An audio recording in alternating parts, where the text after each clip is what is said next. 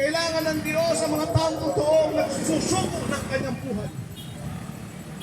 Mga kaibigan, hindi reliyon ang kasagutan upang tao ay mabago ang buhay. Hindi reliyon ang kasagutan upang ang tao mabago ang buhay.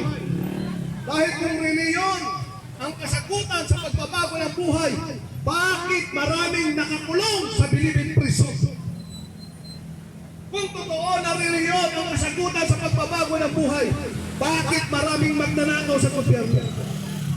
Bakit maraming nanggagahasa? Bakit maraming drug addict? Bakit maraming babaero? 2 asawa, 3 asawa? Kung totoo reliyon ang kasagutan sa pagbabago ng buhay. Kung totoo na reliyon ang kasagutan sa pagbabago ng buhay, bakit maraming naroon sa binibig prison? Bakit maraming huldaper?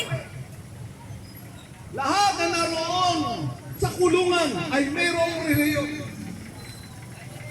Ang kanilang panalangin, sana makalaya ako. Gusto nilang makalaya para ano? Para magbago o bumalik sa lumang pamumuhay. Kaya hindi reliyon ang sagot sa pagbabago ng buhay, kundi ang isang tunay na pagsisisi, tunay na relasyon sa Diyos. Ang tunay na relasyon sa Diyos ang magdadala sa iyo sa tunay na pagbabago ng iyong buhay, tunay na pagbabago ng iyong pag-iisip. Amen. Upang iwanan at talikuran ang lahat ng kasalanan at mamumuhay ka ayon doon sa kalooban ng ating Panginoon. Mga kaibigan, mga minamahal, ako rin po ay isang reliyoso. Lumaki akong mayroong reliyon. Mula sa aking pagkabata hanggang paglaki ko, meron akong reliyon. Pero biktima ako ng broken family. Ang nanay ko, ang tatay ko merong reliyon.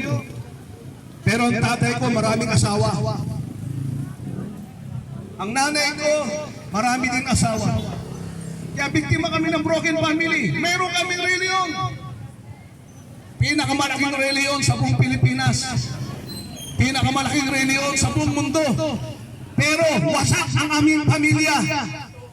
Lumaki ako sa iba't ibang lugar, sa ibang tao. Hindi ako nakatapos sa pag-aaral dahil ang aking mga magulang naghiwalay sila. Lumaki ako sa kalye. Lumaki ako kung saan-saan. Yan ang epekto ng tao na walang nahiwalay ang kanyang relasyon sa Diyos. Kahit na meron ka pang reliyon, hindi mo mararanasan ang pagbabago.